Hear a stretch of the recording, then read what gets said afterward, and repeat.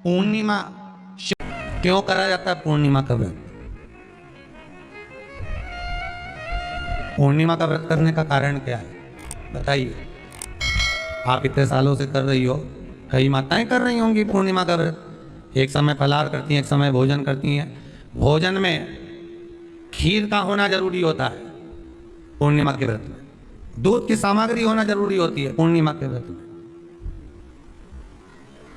12 महीने की पूर्णिमा करो मना नहीं है। और पूर्णिमा उठाने का भी समय होता है चैत्री, चैत्र के महीने की जो पूर्णिमा होती है चैत्री पूर्णिमा पहली पूर्णिमा मानी जाती है, इसलिए चैत्री पूर्णिमा को सिद्ध पूर्णिमा कहते हैं, कार्य सिद्धात्री पूर्णिमा कहते हैं, सिद्ध करने वाली।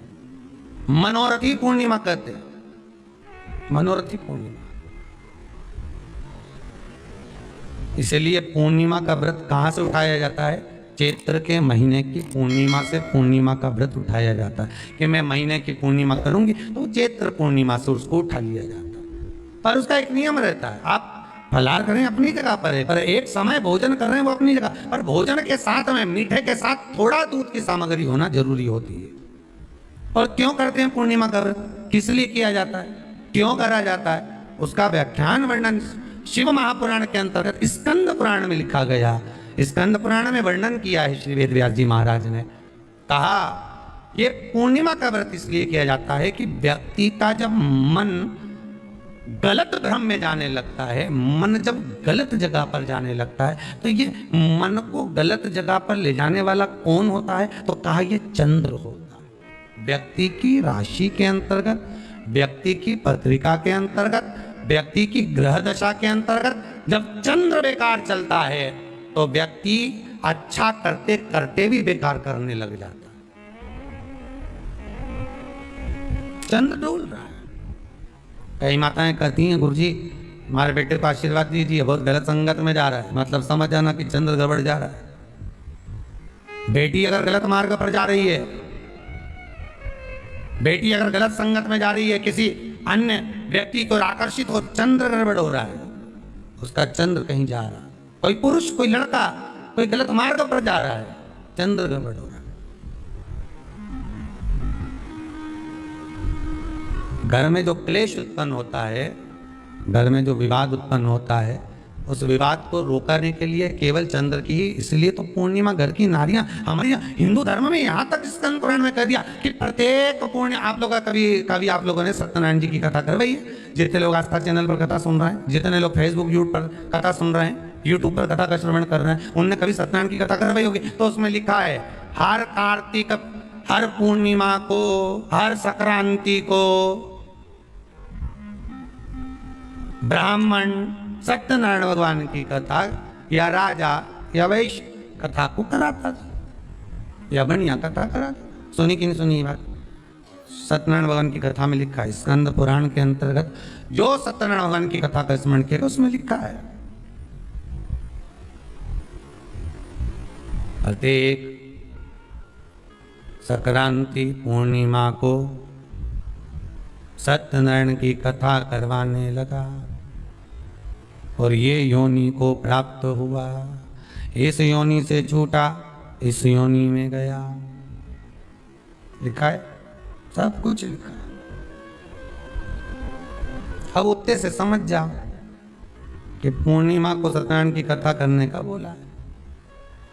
पूर्णिमा को सत्यनारायण की कथा का क्यों बोला? वैसे तो रोज कराओ सत्यनारायण जी की कथा, प्रतिदिन कराओ, मना नहीं है। आप क्या कोई विशेष फंक्शन है आप सत्यनारायण जी की कथा करवा? पर पूर्णिमा संक्रांति को, और संक्रांति को पूर्णिमा को सत्यनारायण की कथा का स्मरण क्यों करवाया गया? क्योंकि पूर्णिमा के दिन अगर ये भगवान का व्रत रख लेगी, पूर्णिमा के दिन अगर ये खीर का प्रसाद बना लेगी, थोड़ा सा दूध की कोई सामग्री बना लेगी और भगवान को भोग लगा देगी, भले सत्यनारायण भगवान के भाव से बनाए, भले सत्यनारायण जी के निमित्तार्थ बना, पर अगर इसने सत्यनारायण भगवान के निमित्त से बना, पर पूर्णिमा के दिन अगर ये व्रत रखेगी, उपास रखेगी या कोई सामग्री बनाकर भगवान की पूजन कर लेगी, तो इसके घर में जो अशांति है वो शांति में बदल जाएगी। इसलिए कई घरों में आज भी सत्यनारायण भगवान की पूजन हर पूर्णिमा को करती है। माता किताब लेके बैठ जाती है, तुरंत उन्हें ऑफिस जाना, कहीं काम पे जाना, और तुरंत उसने जल्दी जल्दी कलश रखा, कलश नहीं भी रखे तो भगवान की पूजन कर के ब्राह्मण देवता को बुला लेगी, ब्राह्मण नहीं आएंगे तो खुद कर लेगी, पर करती जरूर है। इतना सा आटा सेक लेगी, पंजेरी बनाई, सीरा बनाई, मिठाई रख दो, कुछ भी करेगी, पर सत्यनारायण की कथा कर ले। उसका मन लग गया उस मतलब पूर्णिमा को करना है। उसको करने से क्या होता है? शांति रहती, शीतलता है। जिसके घर में हर महीने की पूर्णिमा को खीर बनती हो, ध्यान दीजिएगा, बहुत सुंदर संवाद चल रहा है, बहुत ध्यान देने वाली बात है। प्रत्येक महीने की पूर्णिमा को जिसके घर में दूध की सामग्री बनती हो, दूध की सामग्री तैयार होती हो, खीर प्रसाद तैयार होता हो, उसके घर में कभी क्लेश नहीं हो सकता। चाहे सास बहू एक दूसरे के सामने वो कहे ना, वो सांप और नेवले की लड़ाई क्यों ना, फिर भी शांति हो जाती है। पर प्रत्येक महीने की पूर्णिमा होना चाहिए। ये नहीं कि तुमने एक महीने की पूर्णिमा पे बना लिया और दूसरे महीने की पूर्णिमा को गायब कर दिया। फिर किसी ने कह दिया आज चूरमा तो बन रहा है, दाल बाटी तो बन रही है चूरमे के साथ में, लड्डू बन रहे हैं, तो काय को खीर बना रही हो? तो तुमने अब वो खीर प्रसाद।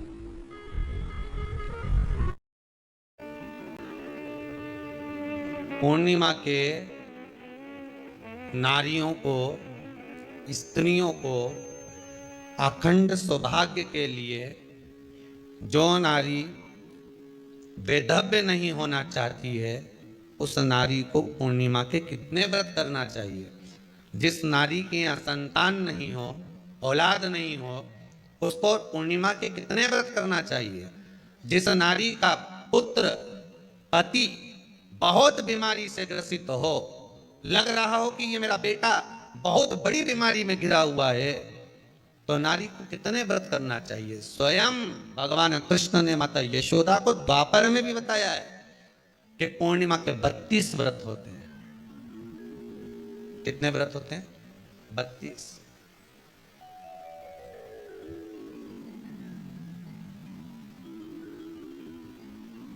स्वयं भगवान कृष्ण यशोदा रानी को, माता यशोदा जी को भी बता रहे हैं 32।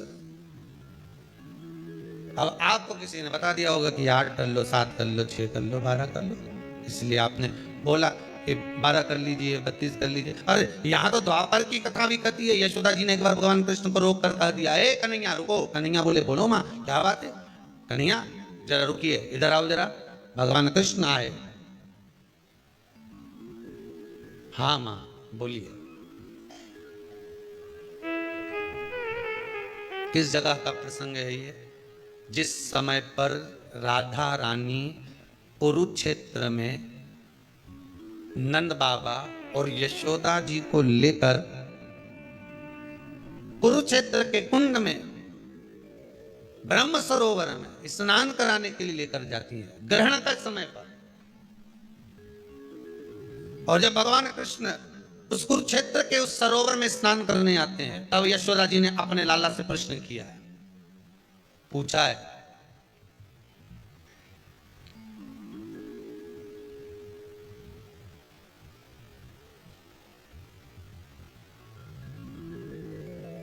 कि नारी वेधव्य होकर ना मरे।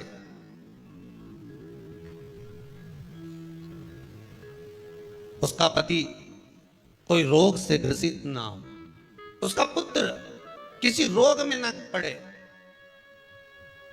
अरे भाई कितना सुंदर संवाद लिखा है। अगर किसी माता का पुत्र मान लो किसी नशे में डूबा हुआ है, कोई नशा कर रहा है और गलत नशा है, आपको लग रहा है कि ये नशे में डूबा हुआ है, आपको लग रहा है कि ये गलत जगह पर डूब गया है, आपको लग रहा है कि मदिरापान में, मांसाहार में, या अधिक गांजा आदि जो भी नशे होते हैं, जितने भी नशे, उसमें डूब चुका है। और माँ उसको समझा रही है, तू नशे में मत डूब, तू इस काम को मत कर, तू ये गलत कर्म मत कर। माँ उसको समझा कर हार गई। तो मेरा माताओं से निवेदन है, आप उसको समझाना बंद कर दो, एक काम करना प्रारंभ कर दीजिए। हमें जो शिव महापुराण के माध्यम से शास्त्र कह रहा है कि आप 32 पूर्णिमा के व्रत प्रारंभ कर। उसमें करना क्या है आपको? केवल जिस दिन व्रत रहे, रात्रि के समय पर कोई भी मीठा, कुछ भी सामग्री आप चंद्र की रोशनी में, चंद्र को अर्घ देने के बाद, पूजन करने के बाद उसको रखो, और वही सामग्री जो नशा कर रहा है उसको पूर्णिमा के दूसरे दिन उसको खिलाओ। आप धीरे धीरे खिलाना चालू करेंगे। जिस नशे में वो डूबा हुआ उस नशे से वो छूटना प्रारंभ हो जाएगा। 2 पूर्णिमा व्रत करके तो देखो, तीसरे में तुम्हें जरूरत ही नहीं पड़ेगी। धीरे धीरे आप रूप तो छूटना प्रारंभ हो जाएगा। स्वयं भगवान कर रहे हैं। यशोदा मैया ने कन्हैया को रोक लिया कुरुक्षेत्र के उस मैदान में, और भगवान कृष्ण का दर्शन माता यशोदा जी करी। बहुत बहुत दिनों के बाद माँ को, आज माता यशोदा को लाला का दर्शन हुआ। बहुत समय के बाद, जाने के बाद, बहुत समय के बाद।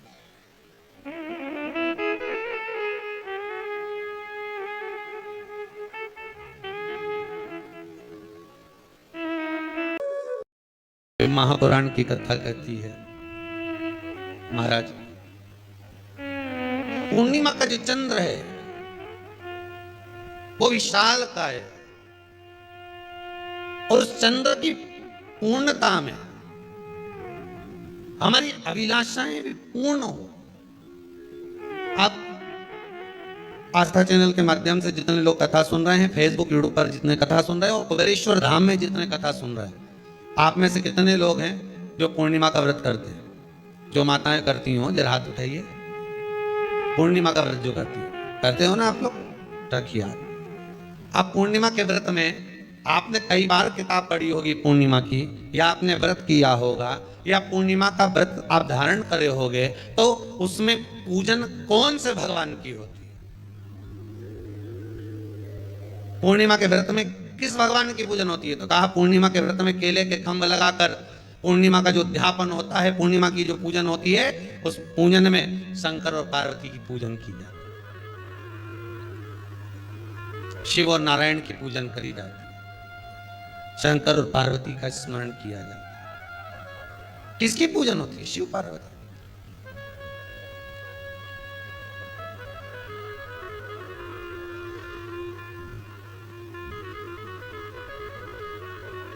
क्यों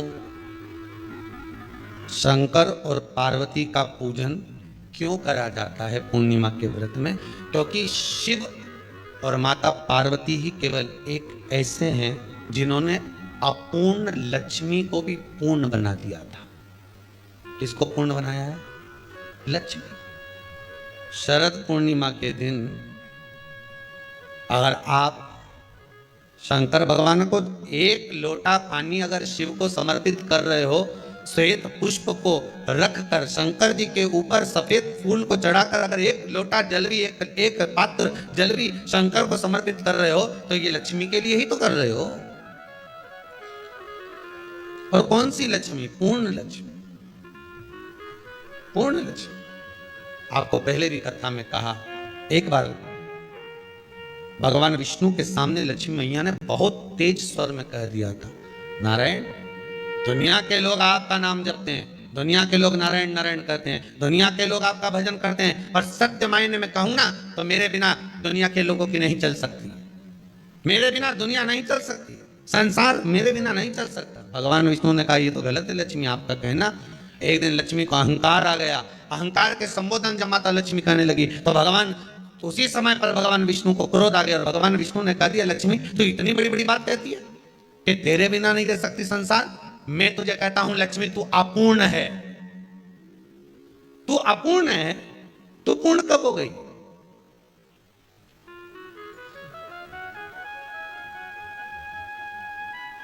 तेरी पूर्णता कहां हो गई? लक्ष्मी की आंख से आंसू बहने लगे। आज आपने मुझे अपूर्ण कहा है। आपको मालूम है आप मुझे अपूर्ण कह रहे हो? आपको ये ज्ञात हो रहा है आप मुझे अपूर्ण कर रहे हो? भगवान कहते हैं, हाँ लक्ष्मी, मैंने तुझे अपूर्ण कहा है। अपूर्णता का मतलब आप जानते हो ना? भगवान कहते हैं, लक्ष्मी मैं सब जानता हूं। लक्ष्मी रोती हुई माता सरस्वती के पास पहुंच गई। सरस्वती ने पूछा, क्या बात है लक्ष्मी, क्यों रो रही हो? लक्ष्मी जी ने कहा, क्या बताऊं सखी, मेरे पति ने आज मुझे अपूर्ण कर दिया है। तो क्यों रो रही है तू? अपूर्ण अगर कह दिया, पति ने तो कहा है ना, तो क्यों रोना? चल मेरे साथ। और सरस्वती मैया माता लक्ष्मी को लेकर सीधे पहुंच गई माता पार्वती के यहाँ। माता पार्वती के यहाँ जब पहुंची है, माता पार्वती ने लक्ष्मी जी को देखा और सरस्वती को देखा तो पूछा कि बात क्या है, क्या हो गया ऐसा? क्या हुआ क्या है ऐसा जो तुम दोनों आज मेरे पास में आई? क्या हुआ?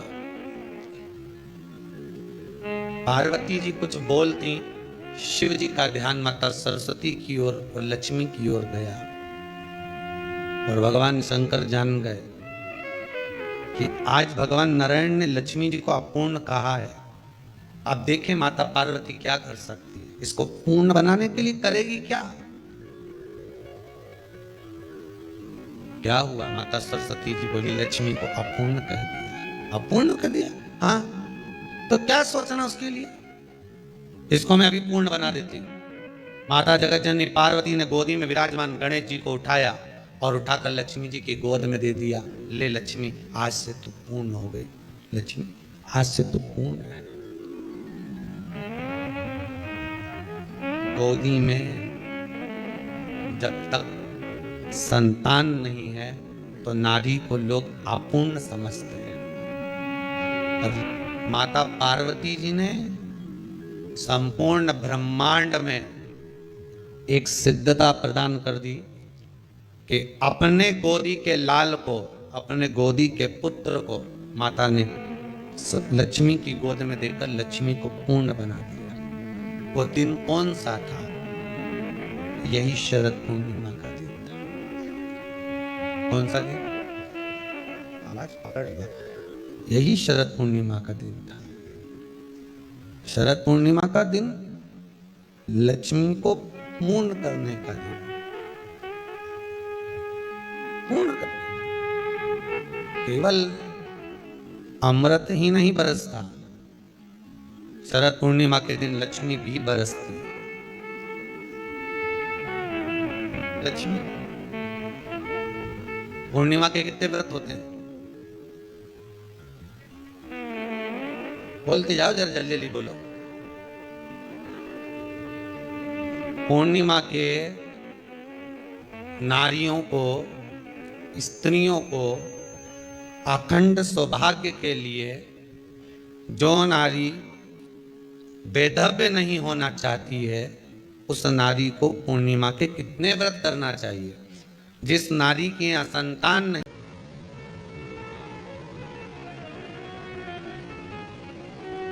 वैशाख के महीने में पड़ने वाली पूर्णिमा, ये सभी इतनी महत्वपूर्ण क्यों हो जाती है?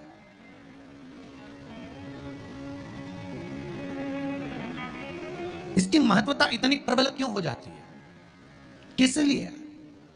क्योंकि वैशाख का जो महीना पड़ता है, सूर्य की संपूर्ण तपन, सूर्य देव अपने पूर्ण तेज के साथ में, पूर्ण तेज के साथ में मृत्यु लोक के निवासियों पर, चाहे जलचर हो, थलचर हो, वायुचर हो, चाहे जो जीव हैं, उस पर जब किरण फेंकते हैं तो संसार का जो मनुष्य है उस पर जब ताप पड़ता है तो ताप पड़ने के कारण उसके मुख से भगवान का नाम निकल ही जाता है, स्मरण नाम निकल ही जाता है। जब उसके मुख से भगवान का नाम निकलता है तो वो भगवान की शरणागति खुद ग्रहण कर लेता है।